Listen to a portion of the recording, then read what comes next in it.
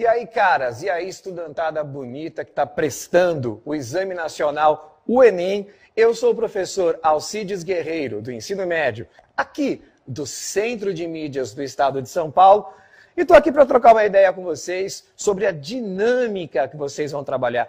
O Exame Nacional do Ensino Médio, ele trabalha muito a questão da competência e da habilidade. Portanto, na hora que você for trabalhar também os itens, muita cautela, muita atenção para você fazer a interpretação dos documentos de uma forma bem eficaz. É bom que você confira todos os itens, é bom que você descarte aquilo que você já percebeu que não vai rolar na resposta, de forma que vai cada vez sobrando menos itens aonde você vai fazer a opção final. Fiquem com a aula, que vai trabalhar sobre isso, depois a gente conversa um pouquinho mais. Valeu!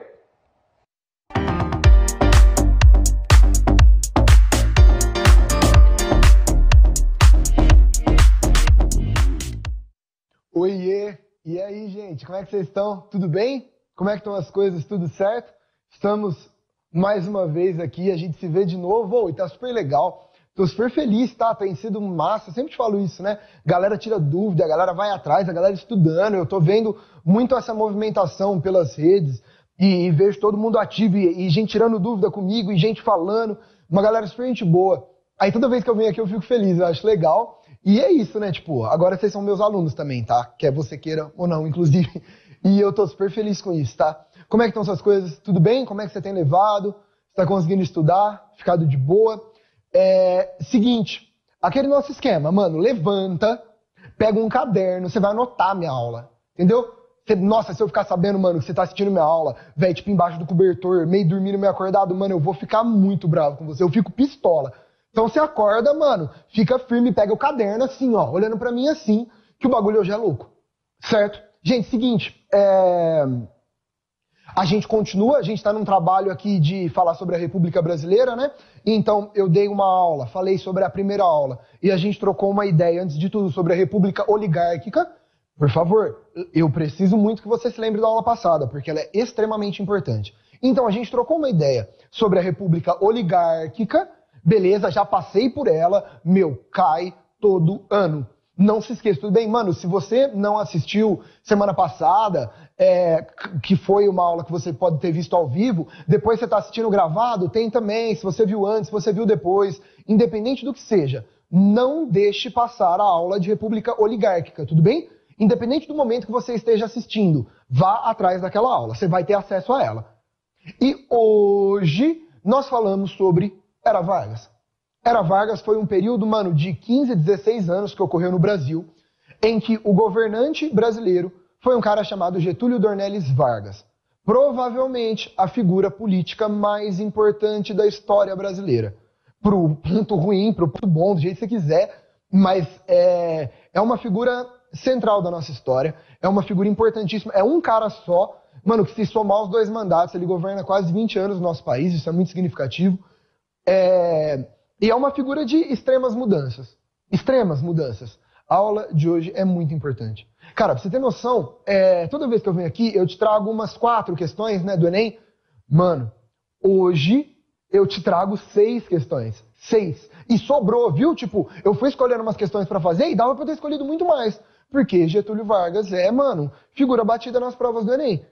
Não só do Enem, essa aula, já te adianta, ela te serve pra qualquer vestibular. Mano, o que eu te falo aqui hoje é certeza que você vai encontrar, mano, até em Infuvest, em Unesp, em Convest, né, que é a Unicamp, mas mais ainda para Enem. Então a gente tem um trampo super significativo para contar. Beleza?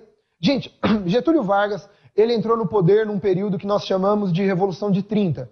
Então ele governa, mano, de 1930 a 1945. Beleza? Como ele sai no final de 45, a gente fala aí de quase 16 anos de governo. E qual que é o lance? A gente gosta de dividir o governo dele em 3 fases. Tudo bem? Presta atenção no que a gente vai conversar. Galera, são 3 fases de governo. A primeira fase a gente chama de governo provisório. Ela vai de 1930 a 1934. Beleza? Então, a primeira fase do governo Vargas, ele é quando ele entra no poder e ele reorganiza a situação. Ele bota as coisas do jeito dele. Depois vem um período chamado governo constitucional. Gente, o governo constitucional é de 34 a 37. Getúlio Vargas lança uma nova Constituição e ele faz o governo em cima dessa Constituição. Até 1937, quando ele dá outro golpe de Estado, sim, Getúlio Vargas gostava bastante de dar golpes de Estado. Ele dá outro golpe, esse, o brabo, inicia-se o período mais importante de todos dentro que ele governou, que a gente chama de Estado Novo. Mano, o Estado Novo é o período ditatorial. O Estado Novo é o brabo. É o período com mais mudanças políticas e trabalhistas, mas ao mesmo tempo, mano, é o período de ditadura zona mesmo, braba. Certo? Bom, vamos lá então. Gente, Getúlio Vargas, ele entra no poder em 1930, beleza? A gente chama esse período de Revolução de 30. Foi um golpe de Estado, tá? Foi um golpe de Estado. E ele se sucede no poder várias vezes até 45. Ou depois ele volta, mas isso é para a próxima aula. Calma. Hoje é o que nós chamamos de Era Vargas, que é o seu primeiro governo. Qual que é o rolê da Era Vargas? Gente, primeiro ponto, algumas marcas e algumas características, para eu te explicar o rolê. Vargas é uma das figuras mais paradoxais da história do Brasil. É muito difícil eu chegar aqui e te falar se o Vargas foi bom ou ruim. Porque se de um lado a gente tem o governo que mais deu direitos trabalhistas na história, mano, que fez um monte de medidas, que são medidas extremamente importantes para o Brasil até hoje, por outro lado, ele é um ditadorzinho desgraçado, entendeu? Ele é um ditador, mano, violento, ele é um ditador seríssimo. Cara que tomou medidas autoritárias super horríveis. E aí eu já vi gente que fala que ele foi demais, gente que ama o Vargas e gente que odeia o Vargas. Eu não tô aqui para fazer uns juízos de valor, não tô aqui para julgar, não tô aqui para dar minha opinião. A gente analisa história e eu te faço acertar a questão do vestibular. Ponto. Não joga essa treta para mim. Mas saiba que existe uma discussão muito grande sobre quem foi Getúlio Vargas. Beleza? Mano, eu já vi uma galera que tem um ódio grande dele. E uma galera, mano, que chora amando ele. O que eu acho? Eu não acho nada. Eu só te conto. Eu nem vou me enfiar nessa. Tudo bem? Agora, a partir de agora, a gente passa pelos 3 governos dele, né? Pelas 3 fases da Era Vargas. Eu te conto o mais importante de cada uma. E, por favor, aquele esquema, presta muita atenção. Quando eu venho aqui, mano, quando eu piso nesse lugar e quando eu te conto alguma coisa disso, é porque cai muito no Enem. Gente, olha as aulas que eu já gravei, olha o tanto de coisa que eu já fiz. Tudo que eu te falo, confia em mim, mano, é a única coisa que eu sei fazer da vida, confia em mim. Se eu tô aqui te contando disso, é porque isso é extremamente importante. Você vai fazer questão disso. Nós? Mano, é o seguinte, primeira fase do governo provisório, marca do governo provisório, reorganizar toda a situação do Brasil. Por quê? Porque o Vargas tirou as oligarquias do poder. Então o Vargas, ele entra no poder e ele começa a dar a cara dele. Primeira coisa que ele faz, dá uma lida aqui comigo. Mano, é um processo de centralização política e combate às oligarquias. Volta aqui, ó. Cheguei, olha aqui pra mim. Presta atenção aqui agora. É isso, aqui nesse. Agora é louco. Antes, que foi a aula anterior a essa, nós tínhamos um governo descentralizado. Concordou ou não concordou? Antes, na situação brasileira, era uma situação das oligarquias, de poder regional, de poder local. Lembra dos coronéis? Mano, lembra dos coronéis, das elites, da política dos governadores, do café com leite? O Brasil, na República Velha, na República Oligárquica, era descentralizado. Portanto, o que o Vargas vai fazer é tirar poder das elites regionais e concentrar tudo na mão dele. Portanto, temos um processo de centralização, concordou comigo? E aí você vai me perguntar assim, Gui, beleza, ele vai centralizar. E isso significa que ele vai tirar poder de quem tinha poder antes, que eram as oligarquias. A base do Vargas é acabar com esse poder descentralizado, fragmentado do Brasil e concentrar na mão dele. Aí eu te faço uma pergunta. Pergunta boa. Se o Vargas está tirando o poder das elites locais, quem eram as elites locais? Cafeicultores? Coronéis? Latifundiários? Qual era o Estado brasileiro que durante a República Oligárquica era o Estado mais rico, mais poderoso e que mandava na porra toda? Você lembra qual que era o grande Estado que mandava no Brasil?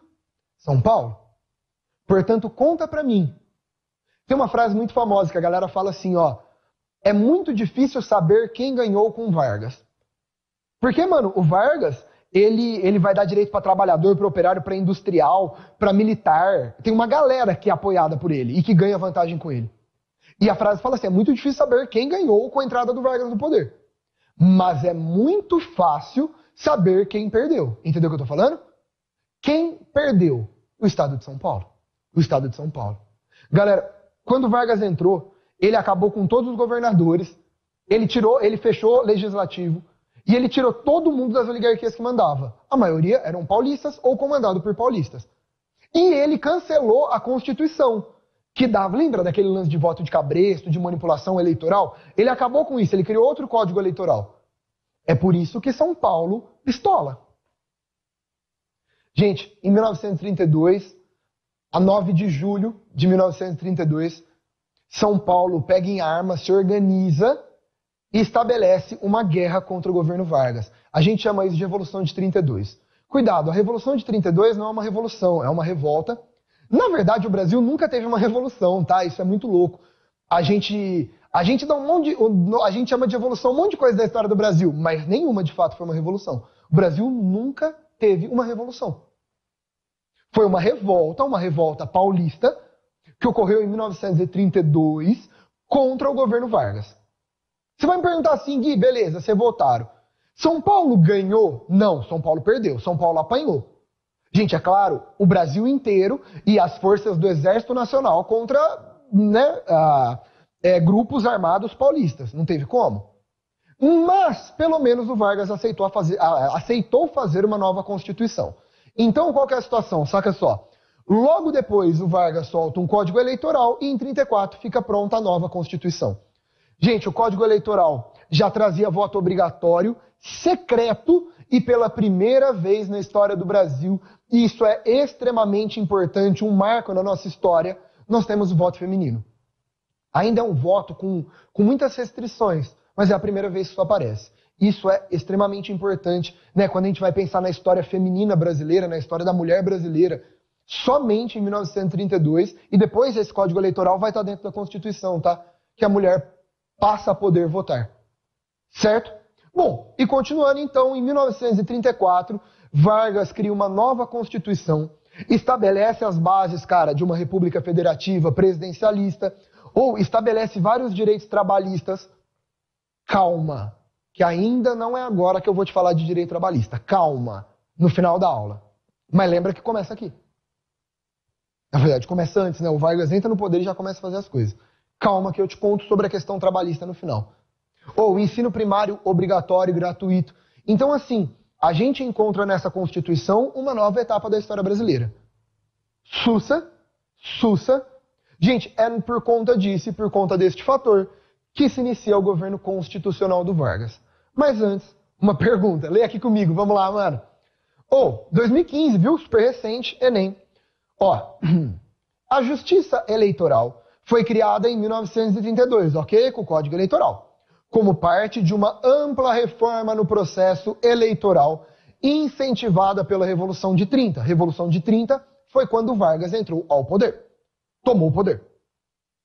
Sua criação foi um grande avanço institucional, garantindo que as eleições tivessem o aval de um órgão teoricamente imune à influência dos mandatários. Mano, vem cá, olha aqui, volta, cheguei, volta. O que esse texto... agora eu devo... O que esse texto está falando? Que o Vargas, criando uma justiça eleitoral, que está no Código Eleitoral, que eu acabei de contar, ele acaba, pelo menos na teoria, com a palhaçada eleitoral que existia antes na oligarquia. Qual que era a palhaçada? Fraude, controle de voto, manipulação, lembra de tudo isso? Lembra que no Café com Leite era total planejamento de manipulação para colocar quem eu quisesse no poder? A justiça eleitoral, claro, ao menos na teoria a gente não sabe que as coisas não são tão simples assim, mas ao menos na teoria acabou com isso. Com essas fraudes e com esse mundo zoado eleitoral que existia antes do Vargas. Concordou? Dá uma olhada aqui então. Em relação ao regime democrático no país, a instituição analisada, ou seja, a justiça eleitoral, teve o seguinte papel. Galera, implementou o voto direto para presidente. Não, voto direto já existia antes. B, combateu as fraudes sistemáticas nas apurações. Galera, alternativa B, concorda comigo? Então o Vargas acabou com a palhaçada que existia antes, ok? C. Alterou as regras para as candidaturas na ditadura. Não, ditadura não vai ter candidatura, né? Impulsionou as denúncias de corrupção administrativa, é a questão eleitoral. E. Expandiu a participação com o fim do critério censitário. Gente, o critério censitário já não existia. Tanto é que pessoas que eram mais pobres já votavam, né? Mesmo na República Oligárquica. Alternativa B. Foi? Foi? Entendeu como que o Vargas deu os primeiros passos para colocar a sua política no poder, para colocar a sua cara no poder? Posso continuar falando? Tudo bem? Tá firme aí? De boas? Comecei a brincadeira. O bagulho vai ficando mais louco agora. Se conseguir me acompanhar, tá tudo bem. Respirou, entendeu, sacou? Posso? Gente, o próximo período foi chamado de governo constitucional. Mano, bom, no governo constitucional, a lógica do Vargas... tem que chegar... Eu tô me organizando na câmera, tá vendo? A lógica do Vargas nesse governo constitucional era... Ele acabou de criar uma Constituição que estabelecia voto direto para o presidente. A não ser na primeira. Isso aconteceu muito na história do Brasil, viu? E a primeira eleição seria voto indireto. Por que a galera sempre fez isso, né? Por que as pessoas, os presidentes faziam isso? A ideia, eu acho que isso é bem importante, a ideia é que vai ter eleição direta e a população vai votar. Mas a primeira sou eu. Então, olha que louco. A Constituição, presta atenção agora, a Constituição falava que vai ter eleição direta, mas não a primeira. A primeira seria indireta. Por quê? Era um método, foi um meio do Vargas ficar no poder. Então o Vargas vai governar de 34 a 37, prometendo eleições no Brasil, entendeu? Então ele entrou, ele já estava no poder, ele continua, só que ele promete que em 1938, não chegou, teriam eleições no Brasil. Ok, tudo bem. E aí você vai falar, Gui, qual que é a marca desse governo? O que acontece durante esse período? Eu te conto.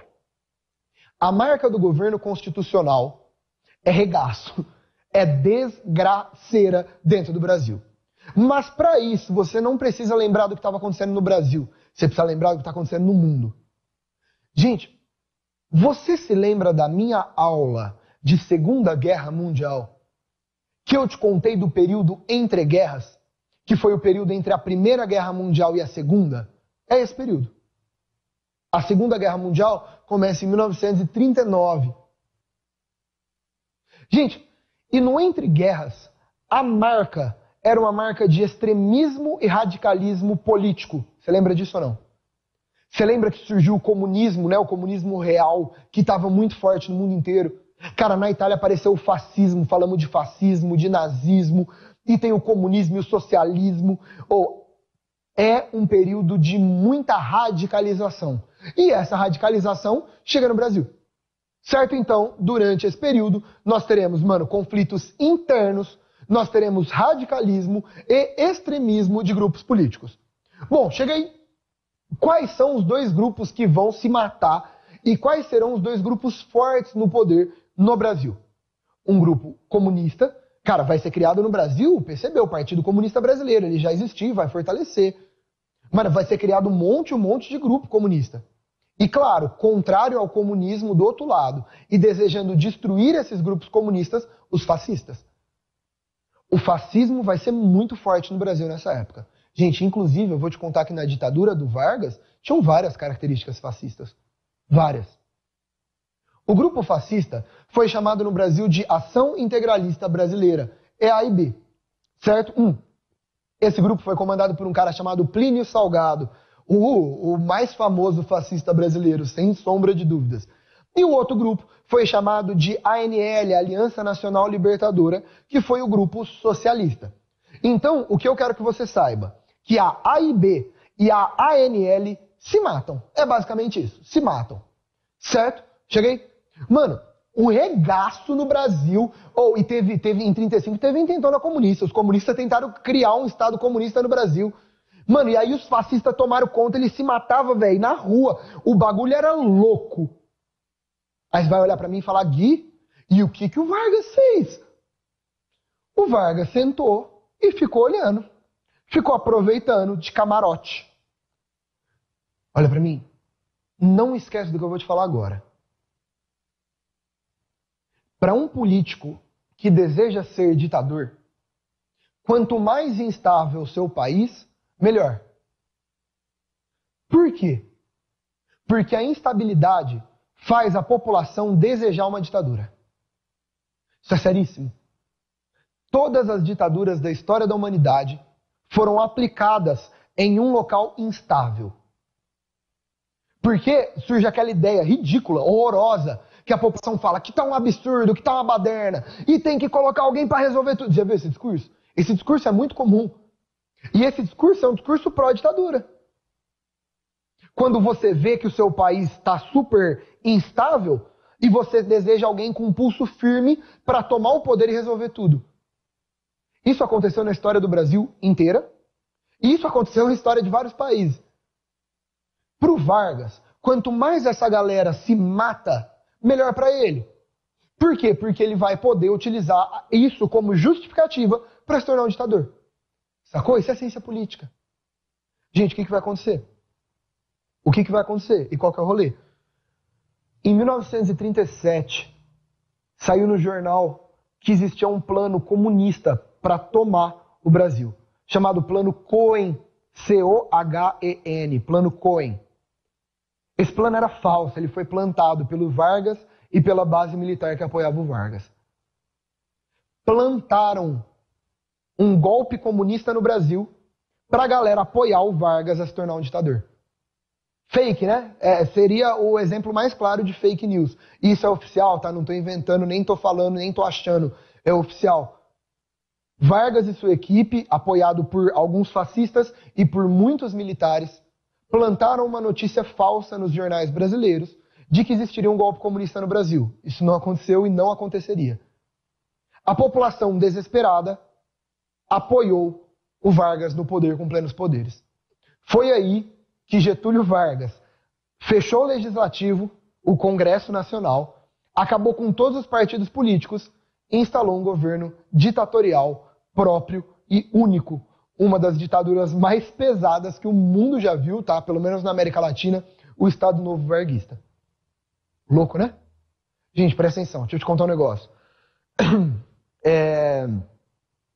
Acontece muito. Na verdade, nas duas ditaduras que nós tivemos republicana, né, se a gente for contar Vargas e depois o regime militar, a ditadura militar, elas foram implantadas através de golpes que utilizaram como a justificativa que, se não virar uma ditadura assim, vai ser uma ditadura comunista. Entende? Nos dois casos isso é extremamente discutível, porque o Vargas primeiro ele implanta uma notícia falsa, e os militares depois, eu vou te contar na aula que vem, tá? E os militares depois vão tirar do poder João Goulart, que também não era um comunista e também não ia ter revolução comunista no Brasil, tá? Então, usa-se muito o comunismo como um meio de gerar medo na sociedade. Aí a galera fica com medo do comunismo e apoia o anticomunista. Só que, na verdade, é esse cara que quer ser ditador.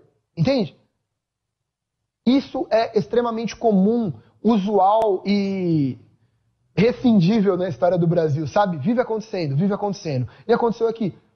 A ditadura do Estado Novo do Vargas foi feita porque as pessoas tinham medo de uma revolução comunista que não aconteceria, que era falsa. Não esquece disso.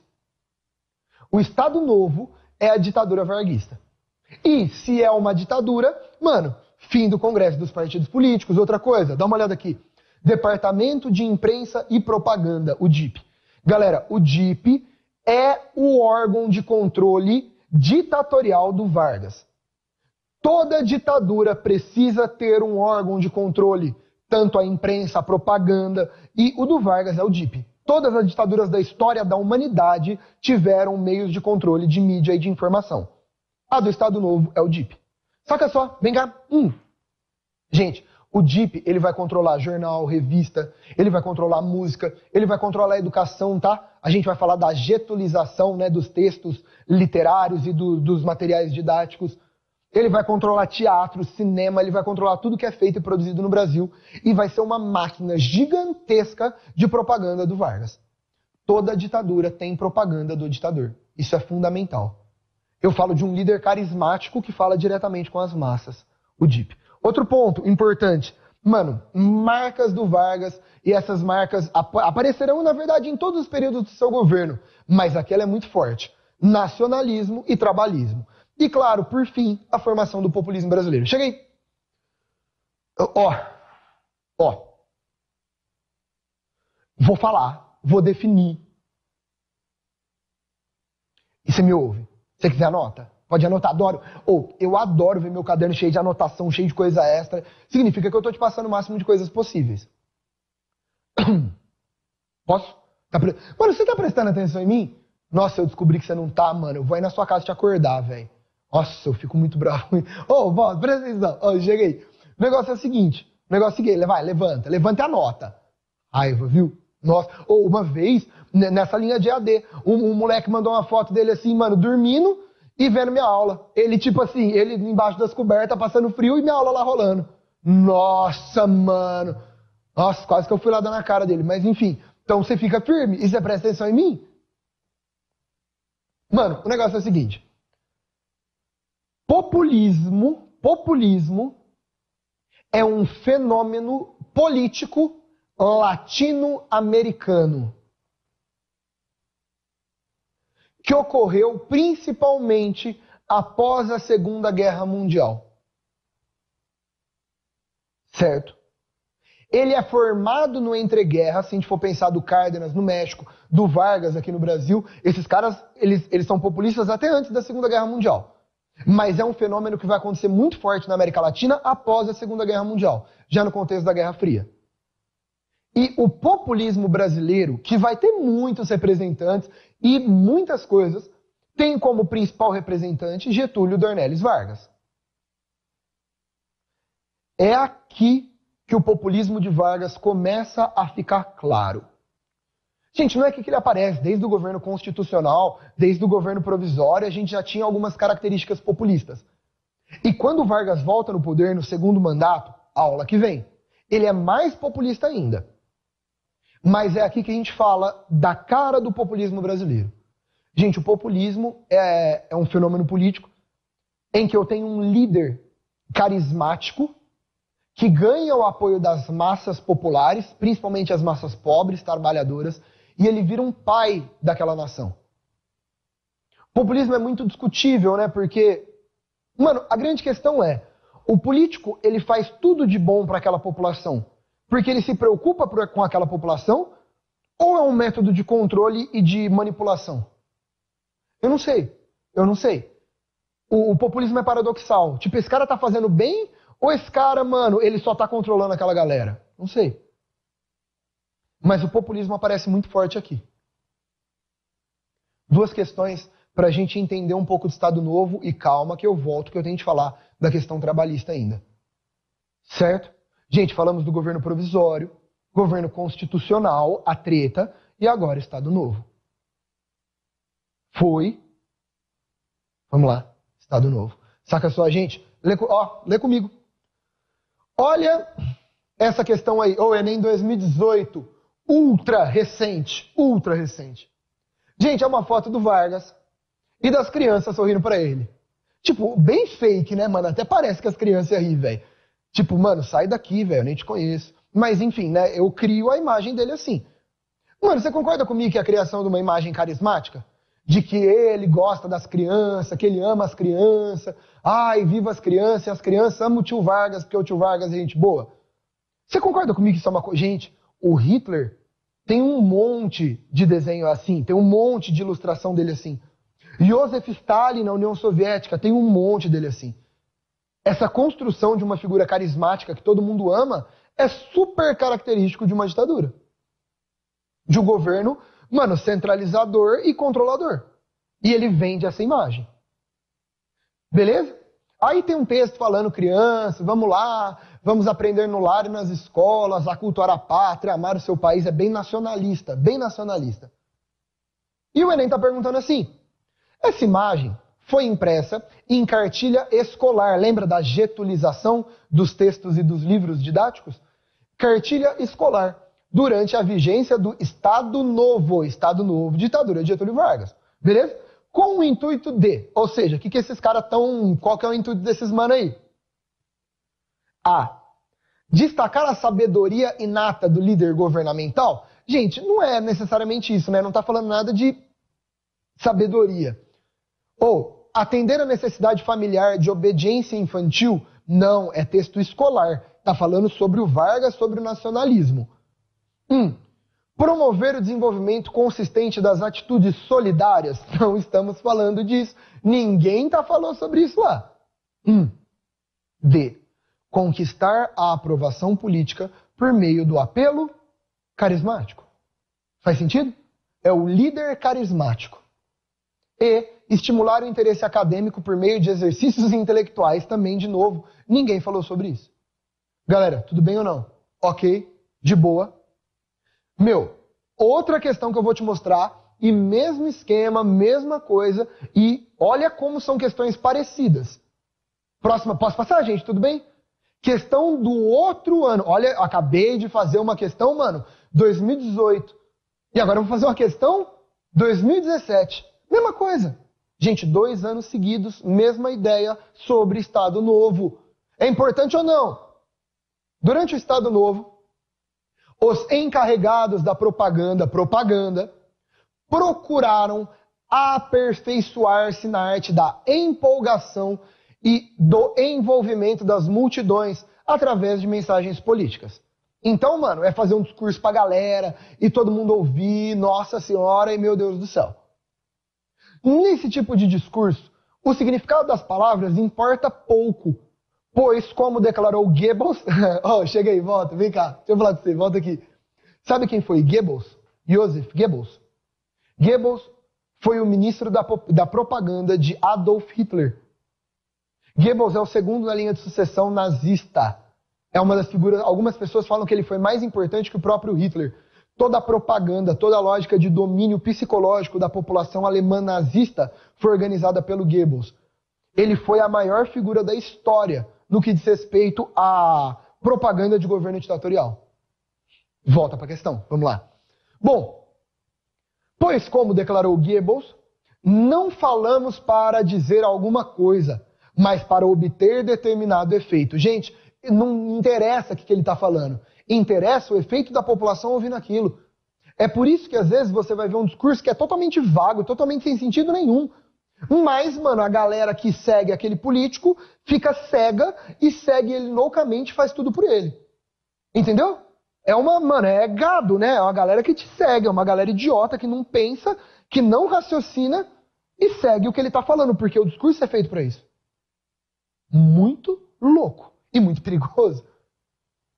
O controle sobre os meios de comunicação foi uma marca do Estado Novo, sendo fundamental a propaganda política.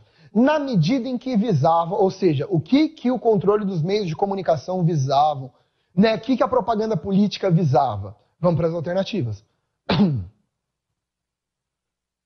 Conquistar o apoio popular na legitimação do novo governo. Alternativa A, sem nenhuma dúvida. Gente, apoio popular, ou seja, garantir que as multidões, que o povo apoiem o governo. E o que é legitimação? Legitimado é quando é válido, quando é verdadeiro, quando é aceito. Então, a conquistar o apoio popular na aceitação, né, na verdadeira, na validação do governo do Vargas, que é o Estado Novo. Sacou? Olha as outras. Ampliar o envolvimento das multidões nas decisões políticas. Mano, ele é um ditador. Só ele que toma decisão. C. Aumentar a oferta de informação pública para a sociedade. Ditadura? Mano, eles restringem a informação. D. Estender a participação democrática do... Gente, que democracia, rapaz? Estamos falando de ditadura, Estado Novo, Vargas metendo louco. E alargar o entendimento da população sobre as intenções do novo governo. Gente, chega aí, vem cá. Uma ditadura, ela manipula a informação. Eu sou contra a mídia, eu sou contra os meios de comunicação, certo? E eu solto as informações que eu quero. Então, uma ditadura, ela controla meio de comunicação com o único intuito de manipular aquela população e garantir o apoio a ele. Ah, essa é a ditadura? Gente, última questão, agora eu vou para uma questão super importante, a questão mais importante e a última questão. Agora eu não vou falar de um período específico, né? Então já falamos, mano, do governo provisório, depois nós falamos do governo constitucional e depois do Estado Novo. Somando os três, nós temos a Era Vargas. Só que agora eu não vou entrar numa questão específica de algum governo. Eu vou falar de uma questão geral, que foi a questão mais importante da história do governo Vargas, que é a questão trabalhista. A mais importante de todas as figuras, de todas as visões sobre Getúlio Vargas, é a visão de que ele foi um líder trabalhista. É a criação da ideia de que ele teve a imagem de protetor dos trabalhadores. Então eu estou associando os direitos que ele dá à ideia do Vargas. Ele foi conhecido como o pai dos pobres, ele foi conhecido como o protetor das massas trabalhadoras, o protetor dos pobres. Então é tudo feito para criar essa visão. É por isso que a população mais pobre brasileira amava o Vargas. É entendível, né, no que diz respeito às vantagens que ele deu. Mas saiba que isso foi construído com intenção do governo. Mano, algumas marcas que ele fez. O 1º de maio era sempre uma comemoração muito grande, muito famosa, muito significativa, o Dia do Trabalhador. O Vargas ia no estádio, falava disso para todo mundo. A Hora do Brasil, o programa de rádio, em que o Vargas ia quase todo dia, pelo menos uma vez por semana. Mano, era um negócio sagrado, a Hora do Brasil, o programa de rádio, que o Vargas falava diretamente com os trabalhadores brasileiros. Muito importante. Ou controle de sindicatos, os sindicatos eram controlados. Os sindicatos, mano, eles tinham, como que eu te explico? Os sindicatos, eles tinham controle do governo. Então o sindicato é uma instituição que luta pelo direito do trabalhador. Mas o sindicato não é independente. É o próprio governo que controla os direitos que o trabalhador vai ter. Com isso, o Vargas controlava a greve, manifestação e paralisação e tudo mais. Gente, dá uma olhada ainda no slide, ó. Dá uma olhada no histórico de direitos trabalhistas. Vou abrir rápido e a gente vai falando. Em 1930, logo que ele entrou, logo depois da Revolução de 30, ele criou o Ministério do Trabalho, que já deu férias, jornada de trabalho de 8 horas, mano, que já legalizou o trabalho, já organizou o trabalho feminino, o trabalho de menor de idade, a aposentadoria. Isso logo que ele entrou no poder. Certo? Mano, em 31 foi a questão dos sindicatos. Sindicato é a instituição de proteção e de luta por direitos dos trabalhadores. E quem controlava era o próprio governo. Em 34 nasceu a Constituição, lembra dela? Estabelecendo direitos trabalhistas. Em 39 foi feita a Justiça do Trabalho. Gente, a Justiça do Trabalho é um órgão que visava resolver problemas de trabalhadores. Ou seja, é um órgão, mano, para não ter greve, para não ter paralisação e manifestação. O trabalhador tem um problema com o seu patrão, ele entra na Justiça do Trabalho.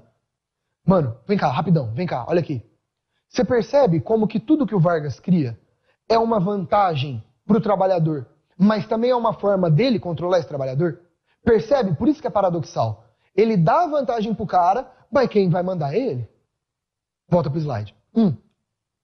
Mano, estabelecimento do salário mínimo. Gente, o salário mínimo já foi criado antes pelo Vargas, mas é em 1940 que ele endurece as leis e isso passa a ser bem melhor controlado. Ok?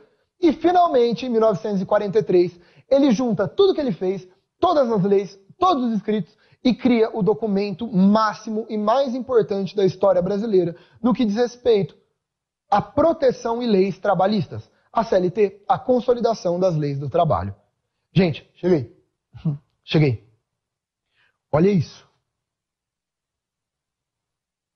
Percebe como a marca do Vargas é o trabalhismo? Ficou claro? Aqui eu passei tanto, governo provisório, governo constitucional, Estado Novo. Durante todo o seu governo e depois quando ele volta, a aula que vem, também. Louco, né? Louco, né? Gente, eu vou fazer 2 questões agora pra gente matar. Presta atenção nessas questões que eu acho que vai te ajudar muito. E aí você tá liberado, mano. E aí eu te libero e você tá de boas. Tá bem? Fechou? 2 questões rapidinho só pra gente matar essa questão trabalhista aqui. Extremamente importante. Vamos pro slide então. Cheguei. 2016, mano, eu fiz uma questão de 2018, uma de 2017, uma de 2016. Cai ou não? Pelo amor de Deus, velho. Gente, a regulação das relações de trabalho compõe uma estrutura complexa em que cada elemento se ajusta aos demais. A justiça do trabalho é apenas uma das peças desta vasta engrenagem. A presença de representantes classistas na composição dos órgãos da justiça de trabalho é também resultante da montagem dessa regulação.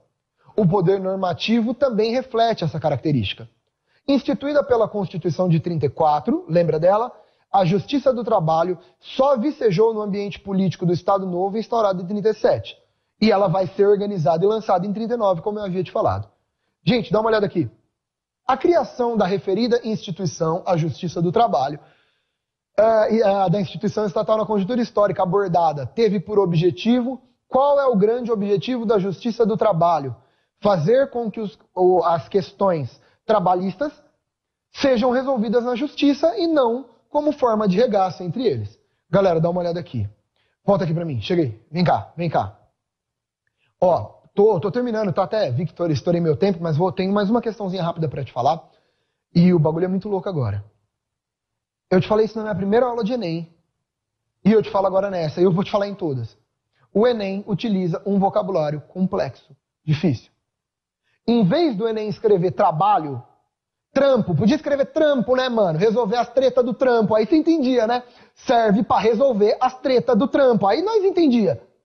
O Enem escreveu ordenar os conflitos laborais. Aí isso é difícil, né? O Enem gosta dessa característica, muito complicado. Gente, laboro, trabalho. Então você tem que saber isso. Não é difícil? Ordenar os conflitos, as tretas que rola no trampo, mano. Mas ele escreveu conflitos laborais. Difícil. Ai, mas a culpa não é minha, não briga comigo. Vamos para a última questão para eu matar. Chega aí.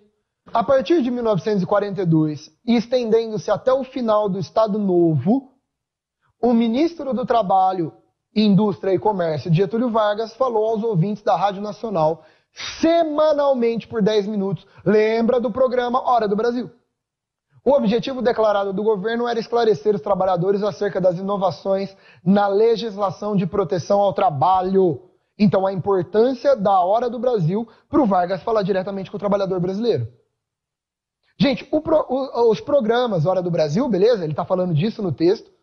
Os programas Hora do Brasil contribuíram para conscientizar os trabalhadores de que os direitos sociais foram conquistados por seu esforço, não pelo esforço do Vargas.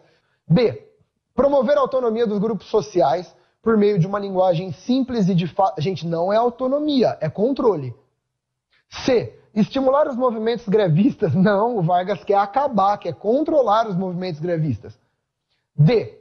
Consolidar a imagem de Vargas como um governante das massas. Beleza? Só para matar. E aumentar os grupos de discussão política dos trabalhadores. Gente, eu não quero aumentar grupo de discussão política. Eu quero controlar e tudo controlado pela figura do Vargas. Sacou? Vem cá. Gente, trocamos uma ideia e eu te conto na aula que vem como que o Vargas sai do poder e o que vai existir. Mas calma que o Vargas ainda volta. Essa não será a última vez que a gente fala dele. Então me espera que logo que for possível eu estarei de volta. E a gente continua trocando essa ideia muito louca. Fechou? Um beijo, muito obrigado. É um prazer tê-los aqui. Beijo, gente.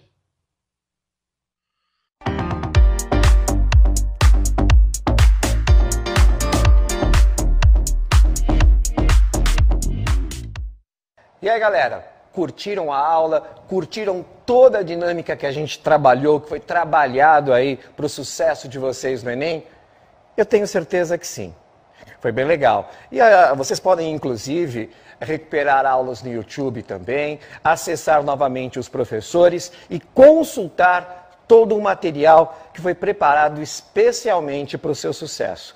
A gente aqui do Centro de Mídias torce muito por vocês. Valeu! Tchau!